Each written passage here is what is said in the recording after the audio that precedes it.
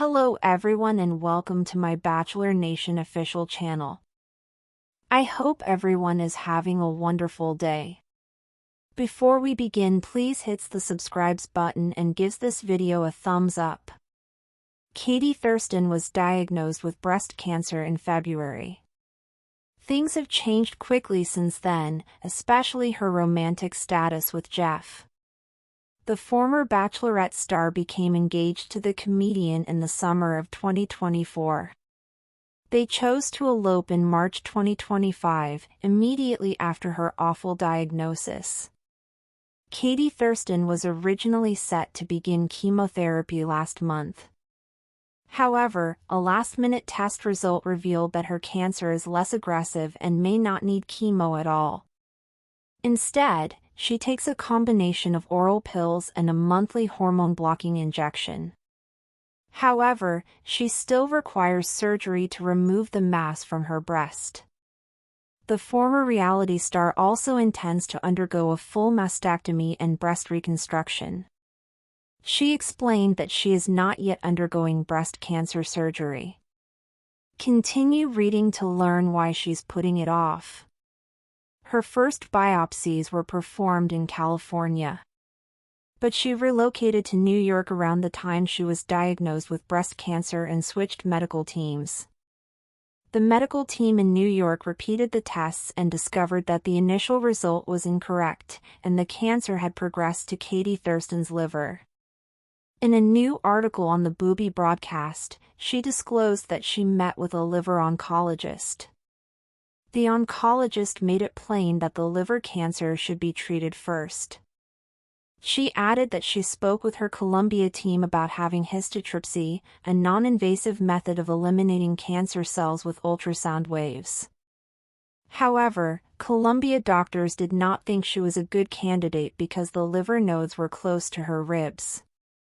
She is receiving a second opinion from NYU when they analyze her images. She is trying an alternative treatment for menopause symptoms. Thurston has made it plain that the medication she is taking has some unpleasant adverse effects. One of these is medically induced menopause. At 34 years old, she is already experiencing all of the symptoms of menopause, including the dreaded hot flashes. She mentioned that she is attempting a natural cure for hot flashes. She stated that she had previously attempted acupuncture as part of her chemo preparation before discovering she didn't require chemotherapy. The former reality star thinks that acupuncture would alleviate her heat flashes. After that disappointment, she suggested they pause the house hunt until spring, hoping for a better market and a clearer sense of what they truly wanted. While New York City was always framed as a romantic ideal, a place of reinvention, excitement, and glamour, it may have been more symbolic than practical.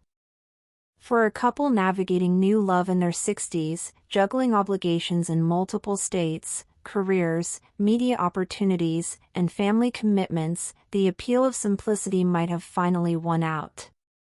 Settling in Wichita could offer them the very thing they sought in New York, but without the chaos, a neutral place to build something new, away from the expectations tied to their pasts. Joan has reportedly found a small community of friends in Chalk's neighborhood.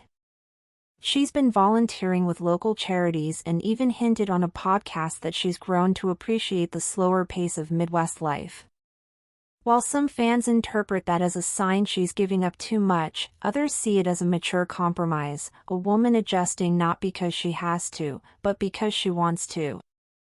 Despite the absence of an official New York announcement, Joan and Chalk appear to still be very much together.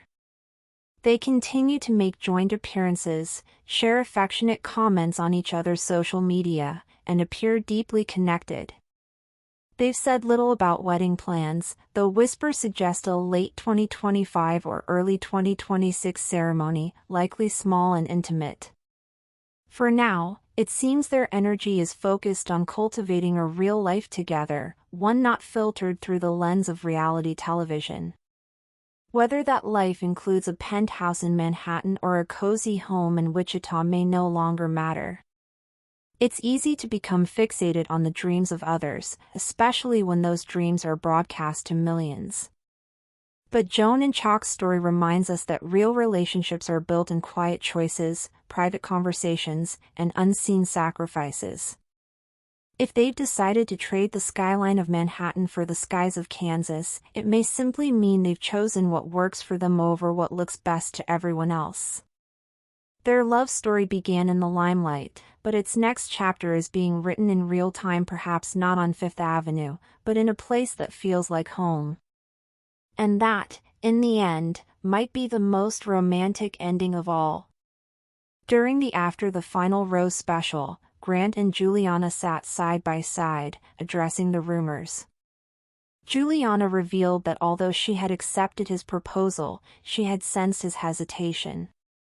"I wanted to believe that he was ready," she admitted, "but deep down, I think he was still searching for something he wasn't sure existed." Grant, visibly emotional, acknowledged his shortcomings. "I thought I was ready," he said. "But looking back, I see that I struggled to make firm decisions throughout the season. I didn't want to hurt anyone, and in trying to please everyone, I ended up hurting the people I cared about the most."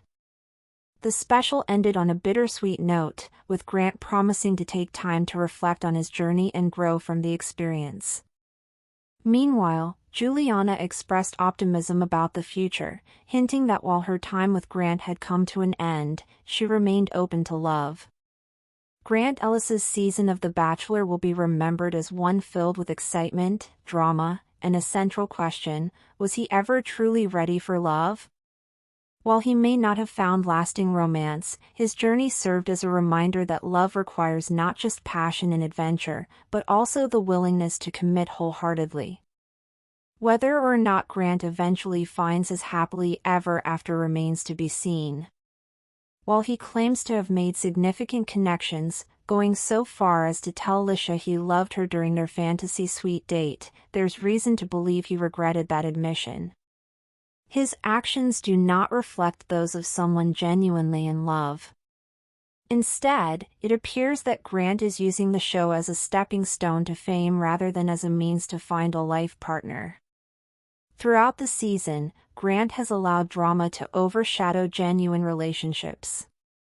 Carolina Sophia, a 29-year-old public relations producer, was the season's most controversial contestant.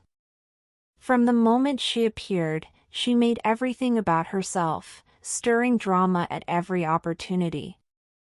A strong lead would have maintained control over the situation, but Grant seemed content to let Carolina dominate the narrative until he abruptly sent her home before hometown dates.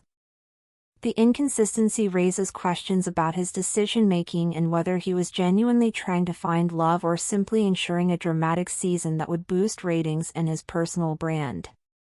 Thanks for watching. If you likes this video, do not forget to subscribe my channel and do not miss any update.